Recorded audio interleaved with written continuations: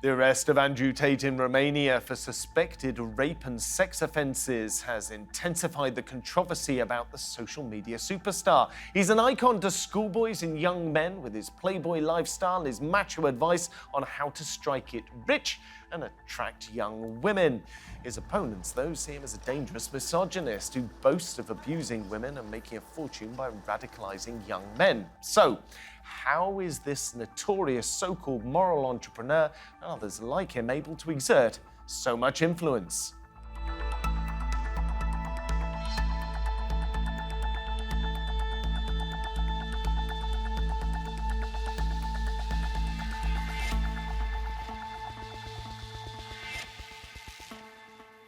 Welcome to the programme. I'm Philip Hampshire. Andrew Tate is hugely popular on social media, particularly among schoolboys and young men. The former kickboxer has 13 billion with a B views on the video sharing app called TikTok. But the message he is sharing is misogynistic, conspiratorial and violent. Critics say he's a textbook case of so-called toxic masculinity. But is he simply part of a trend which includes figures like Jordan Peterson and Joe Rogan, which sees disenfranchised young men seek out role models who harness the power of social media? Joining us on the panel from different parts of the UK, we have in Chester Paul French, who's a lecturer of criminology at the University of Chester. He's also a PhD researcher at Liverpool's John Moores University. Meanwhile, in Sunderland, Dan Ward is a lecturer in media and cultural studies at the University of Sunderland.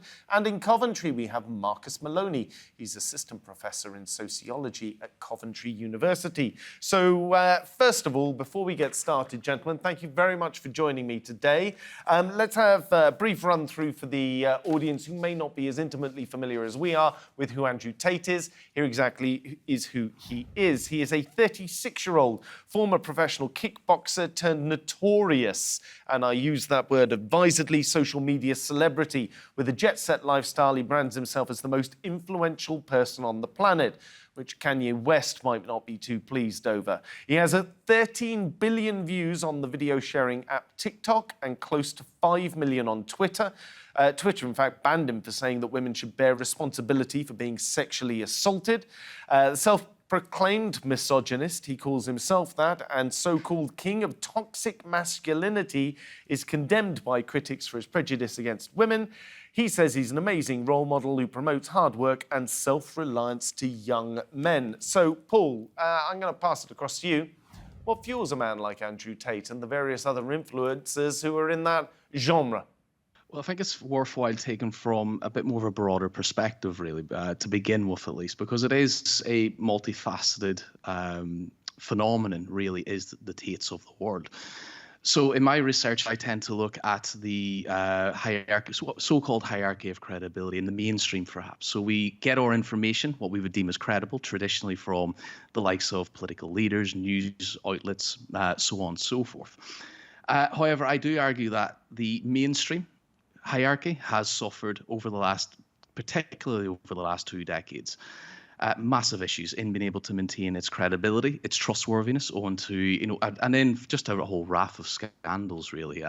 Take your pick: phone hacking scandals, expense scandals, hardships caused by the 2008 crash, more recently cost of living, so on and so forth. So it's corroded public faith. Now, people seek faith. They seek leadership. They seek what they would deem to be credible information. Coinciding this lack of faith over the last couple of decades, this alternative hierarchy, thanks to, I believe, social media, has fueled then the uptake in people like Andrew Tate. People are finding credibility in what he says for a number of reasons, which I'm sure we'll touch upon today. However, I do argue that it is a bit of a mix between what should be credible hierarchy in terms of political leaders and media, shooting themselves in the foot, to put it bluntly, and handing the baton of credibility over to the likes of Andrew Tate. Dan, do you think that that's exactly what's going on here, or do you have a slightly different take on this? Is there a crisis of masculinity, which is what a man like Andrew Tate would say if I had him here in the studio with me? Well, I think first and foremost, the thing to point out about this idea of crises of masculinity is that masculinity is generally always in flux. we get these supposed crises occurring every few decades almost. Certainly towards the back end of the 20th century, there was the idea that masculinity was in crisis because of deindustrialization, the loss of traditional male jobs, as well as those communities built around jobs like steelworking, coal mining. In today's world, I would argue that it's quite possible that young men possibly feel under attack. People are clearly more aware of gender inequality in society, historical inequalities, which is clearly a good thing. But to an extent, young men may feel like masculinity in general has been pathologized in contemporary society. So they might feel like they're being asked to atone for almost the sins of their fathers, almost inequalities, privileges of the past that they themselves don't feel that they benefit from. Now, that's very definitely the perception among a percentage of the population. But Dan, do you think it's an accurate perception or is it a warped perception?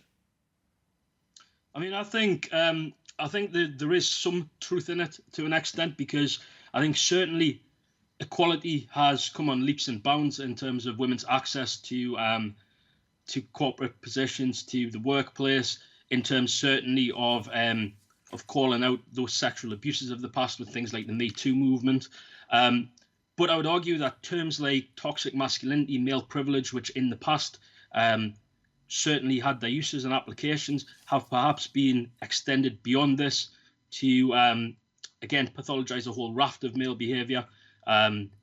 Masculinity in general, for instance, a young man growing up in a post-industrial city like Glasgow or Newcastle, Sheffield, with limited access to work, growing up on a council estate, limited access to education, might quite rightly wonder why they're being tarred with the word privilege by someone who's had that education paid for at Oxford or Cambridge, a middle-class newspaper editor or someone like that. So this idea of privilege, I think male privilege is certainly going to jar with a large proportion of young men growing up today. Right, well, let me pass across to you, Marcus. I've got to be careful how I phrase this. Marcus, you're an expert in toxic masculinity. It sounds quite bad if I put it that way. So, Marcus, tell me about it. How do you feel about this? Is there such a thing as toxic masculinity at the moment? Is the argument that would be put forward by people like Jordan Peterson, like people like Joe Rogan, that the male half of the human race is under assault in some way? Is that a valid position, as it were?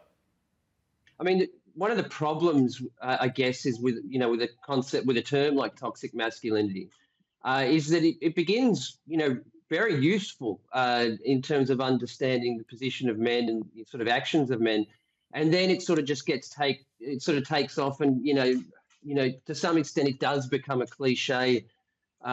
Which is sort of the natural process, I guess, of a lot of, at one point really useful terms. I mean, yeah, and I mean, this is a point at which I'll sort of echo what's being said. We are absolutely seeing increasing numbers of kind of aggrieved, disenfranchised young men. We need to be clear as well that we're talking predominantly, at least, we're talking about specifically heterosexual young men, and specifically predominantly white heterosexual young men. And I guess one of the kind of weaknesses of people on my side of the sort of ideological fence with this is that, it can sort of seem absurd to us, that this historically or, empirically or objectively privileged section of society can feel this sense of victimhood or aggrievement. But when you have outcomes like the popularity of Andrew Tate, and, obviously to a softer extent, I would sort of say Jordan Peterson is in a similar sort of sphere, we need to take this seriously, however sort of objectively absurd it might seem. And yet to go to this idea of the crisis of masculinity, I mean, the real problem with that sort of narrative, and as other people have said, Andrew Tate, and as you yourself said at the beginning, Andrew Tate is essentially peddling in an extreme sort of form of that sort of narrative.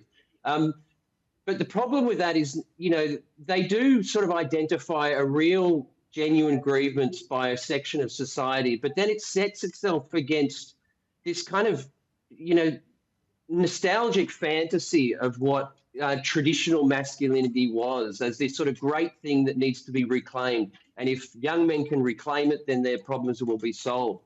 And I think everyone on this panel will hopefully agree that, there's mountains and years of research which show very, very clearly that traditional masculinity was never a particularly healthy thing either for, women, but also for the men who sort of espouse and try to achieve and, fail to achieve traditional masculinity. And I mean that in the sense of, long-term high sort of suicide rates among men, substance abuse rates and harm, not to mention, obviously, also domestic violence and sexual assaults and so on. All of these things are linked to traditional masculinity. And jail time as well, where men spend a lot more time in jail. Paul, if I can pass it across to you. We were hearing a few minutes ago from Dan about sort of the origins of this is masculinity in decline during the deindustrialization that came through late 70s, early 80s. I hesitate to put it this way, but looking at the rise of everything from AfD, the far-right political group in Germany, through to the likes of Jordan Peterson and Andrew Tate and the rise of them as a public phenomena, is this not an indication that those concerns in the late 70s, early 80s were right? And we're now 40 years down the line, society has been post-industrialized, men can't go out and become lumberjacks and deep-sea divers anymore. You're all going to be accountants doing Excel spreadsheet database entry. Well, I think and again, this kind of links together that the question you just asked, and perhaps going back a little bit as well to the allure of Andrew Tate. He focuses on problems in society, albeit on a bit of a global perspective. But he seems to have from what I can see, just from again following the likes of who shares his content online through social media websites, they seem to be quite, and I could be wrong on this, but they're quite Western based. So that might narrow down that there's problems, real problems, being felt and perceived at least by men in Western societies. Let's keep it with the UK and the USA for this conversation. So he frames what is hardships being felt by, I believe, quite not just men, but he frames them quite well, quite expertly as being men's issues, caused by, the mainstream, let's say the matrix, this how I would term as being the traditional hierarchy. That's a phrase he often uses, the matrix, isn't it? Exactly, yes. So, it's a reference, really, if we want to put it into more academic terms or just more non-conspiratorial terms. Just the mainstream society is the cause of your hardship. Society and its structures are very much pitted against you. So unless you act in a certain way, you are not going to succeed. You're going to be, as he calls, a brokey all your life. You're not going to be able to attract the caliber of women, the friends, the money, all of that he espouses. So he very much creates an us versus them typology, between males and females. And he presents females then as being a bit of a barrier for their femininity and a bit of a barrier for masculinity to come to the fray on an individual basis. And he tries to do this through the demeaning of women. He talks a lot about, I've seen him on a number of podcasts, demeaning women on stereotypes and holding them to double standards, i.e. The female body count, how many sexual partners they've had, being seen as a negative in comparison to males, being seen as basically something to be applauded for. So it's the framing of these issues. Do I think that it's a bit of a hangover from, the so-called downfall of industrialization? Yeah, perhaps. However, changes in society aren't felt by men alone. However, if you talk to Andrew Tate, if you talk to supporters, you would nearly think that it is. But we're all going through a cost of living crisis, which is affecting everybody. Changes are occurring. Changes have been occurring, and further changes are needed. And they're not just with men, and they're not just affecting men. They're affecting society as a whole. Dan, if I can bring this across to you. So what on earth can you do about this? You've got a situation where whether it's a truth, whether it's half-truth, if I had a guest here in the studio, and it'd be very easy for me to do this, who gave me a feminist perspective, she'd probably be using phrases right now like men's tears, white privilege, white male fragility, all of those phrases. I'm sure you're familiar with those phrases and have heard it yourself.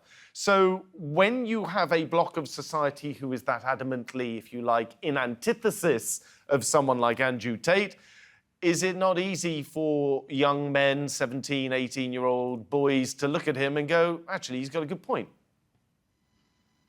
Yeah, of course it is. I think it's the nature of mediated culture today, and in particular social media. Social media thrives on division. It thrives on extreme reactions and polarizing content. You're probably well aware that Facebook's algorithm is manipulated by the content is driven by extreme reactions. So a post getting a like is not as attractive to the algorithm as if it receives an angry react or a cry react or something like that. So it's something that provokes extremes, emotive responses. In that space, when the media and social media increasingly give a platform to the most extreme perspectives on one side of the argument, then inevitably something will step into the vacuum on the other side of things. Clearly, controversy creates cash, and Andrew Tate is someone who jumps on that. Young men will see a polarized point, but the argument being positioned on the other side, and then they'll inevitably seek out someone like Andrew Tate who's stepping into that vacuum on the other side of the extreme instead of seeking moderation. So, Marcus, how do you deal with that? I mean, this is, if I were to quote one of the lines from Ben-Hur, it's very hard to fight an idea. What a great line.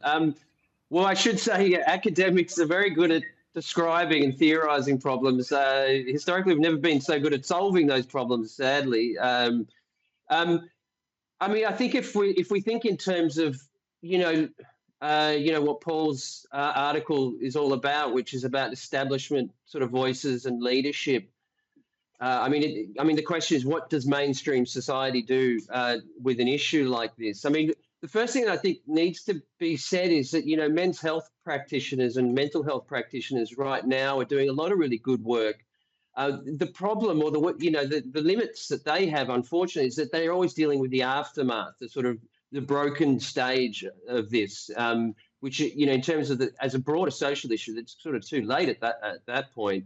I mean, what I can say, I guess, is what I know, or at least feel, doesn't work, and that's sort of moralizing and hectoring from figures of mainstream leadership, as well as, sadly, the sorts of kind of slick kind of mental health marketing campaigns that you see, at least with this particular cohort. They just don't resonate. I mean, they do remind me of those sort of don't do drug kids campaigns that you would get at school or whatever. I think the most positive sort of shoots that I'm seeing actually are also coming from alternative sort of new media forms from the left. So you have, in America, for example, you have figures like, and they're sort of divisive figures themselves, but guys like Hassan Piker, Chapo Trap House in America. I think Novara Media here in Britain do some really good work, but I think it's actually it is the internet that's going to sort of push back and the other ideological side, and you see some really exciting, dynamic, sort of subversive work coming from that thing. And I think maybe it's sort of left subversive voices that are going to be best to fight these sort of far right subversive voices. Paul, because obviously I'm not entirely down with the kids being a good deal older than the target age range of a man like Andrew Tate, I reached out to my nephew, who is 19, and I asked him, well, who else would you put in the same camp with Andrew Tate? And the obvious answers that immediately came back from him were the two people I was expecting, Joe Rogan and Jordan Peterson. But I then said, OK, I have those names already. If we were to take that side as a little bit of a spectrum, I'd probably put Andrew Tate at one end of it, if I were going to label him with toxic masculinity. Jordan Peterson, it seems a little bit harsh to place him in the same category as a man who's just been arrested for sex trafficking, given that he's a Canadian academic, but he is nonetheless in the same genre and space. I then said to my nephew, who else would you add on that list? And he said Jocko Willink, who's a former US Navy SEAL, David Goggins, who's also very well known on YouTube. He then said Elon Musk and Kanye West. This is an increasingly wide pool that a 19-year-old doesn't see any distinction and difference between them. Is that going to be part of the problem here? Yeah, definitional understandings is certainly a big problem. We seem to be throwing about a lot of terms now. I mean, my PhD research really leaned into, I mean, I harvested thousands of Facebook comments on related articles to terrorism based on Islamophobia and so on and so forth. And people espouse terminologies that they, to be fair, don't really know some definitions. And they don't really know what encompasses proper, what would traditionally be seen as maybe left-leaning politics, or by extension, that right-leaning politics. The same goes for linking Andrew Tate maybe to being like a pure, what we might understand as being incel. I don't think that he leans against that. I think he attracts incel, but I don't think that he actually is espousing of incel ideologies. Lumping again Jordan Peterson, I think, alongside the likes of Andrew Tate. I mean, Jordan Peterson he's a very smart, educated person. He doesn't need anybody else to tell him that. We might not agree, and I wouldn't. I would probably be against a lot of his potential or his views. However, at the very least, the likes of Jordan Peterson comes from a bit more of an academic perspective based on at least some level of logic. The problem with Tate is that owing to his business ventures, i.e. What used to be called Hustlers University and now the Real World, he pumps out so much content because it's financially beneficial for him and also his quote-unquote students at these online or paying him for these online courses, that he just says anything to incite. So it gets views, it gets clicks, it manipulates algorithms, and he has successfully, without even having too many social media that I can see, social media accounts in his own name, he successfully has won the medium, i.e. TikTok, for example, which means he has successfully won the narrative. So no, I don't think he's the same as a couple of others. A couple of others do follow in his steps, and we could sit here for quite some time, go on and search and list a lot of acolytes, shall we say, Sneeko. There's a few. It's not actually even a male problem. There's Layla something or another. Sorry, I'm blagging on her name, but there are quite a few that my algorithms throw up me constantly, who do the work for him, really, to spread the message, and they haven't desisted either since he has found himself inside a Romanian jail. No, it doesn't get discussed a lot, but if we were to have been having this conversation, say, 15 or 20 years ago, it wouldn't have been Andrew Tate's name that we mentioned. It probably would have been someone like Neil Strauss. Neil Strauss, at the time, had just come out with a book that was called The Game, which was an updated version of a book by Potter from the 60s or 70s, One-Upmanship, or how to win without actually cheating. Most people might be more familiar with that as The School for Scoundrels, which was what it was turned into a film as, I think 3-4 times, something in that kind of region. So, this has been going on for quite some time. There is a female version of The Game. It's called The Rules. In your opinion, Dan, is there a female side to this? Is there a feminist Andrew Tate out there and it's just being ignored by the media? Or is this solely a male side problem? Surely anyone can be selfish and a bit of a pillock. I mean, I think that's part of what I was getting on with my previous point in terms of the way that certain behaviours are pathologized as masculine. In terms of when we're talking about things like toxic masculinity, I think certain asinine terms that have arisen, like mansplaining, for instance, is just something that's used to describe obnoxious behaviour that can be applicable to either sex. I'm not entirely aware of a female version of Andrew Tate that's out there at the moment. I would say it's probably something that deliberately more marketed to that young sexually frustrated male market because it's probably more lucrative at the moment. I was quite interested here, echoing some of the points from Paul about that spectrum of names that came up when you asked your son about them. Certainly David Goggins is not someone who I would have put in that spectrum because he's someone who I would look at as embodying kind of potentially the positives that people might look for in Andrew Tate's work, as in looking for resilience, looking for kind of empowerment for young men. David Goggins does that, but without any of the toxicity and any of the misogyny embodied in it. So I think it was a bit unfair to lump him in there as well. But it is interesting with regard to perception, and it shows how this kind of perception can stretch. And it seems to be quite an open market. So I'll be quite sure that there probably are female equivalents out there somewhere. But I don't personally know who they are because they haven't crossed my my line of sight yet. Marcus, as people are looking at this spectrum of different people, I've heard some people refer to this sort of genre as the manosphere. How do you see it evolving from here? What do you see coming next?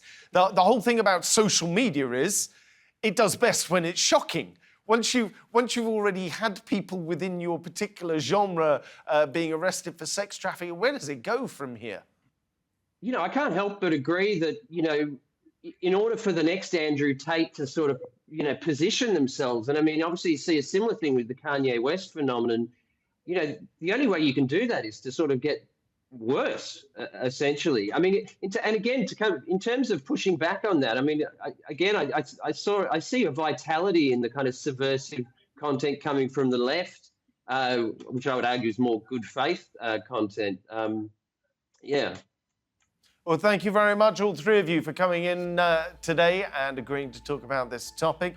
Remember, you can see more discussion and debate on our YouTube channel. Just head over to YouTube and search for Roundtable TRT World. But for now, from me here and the entire team, thank you for watching and goodbye.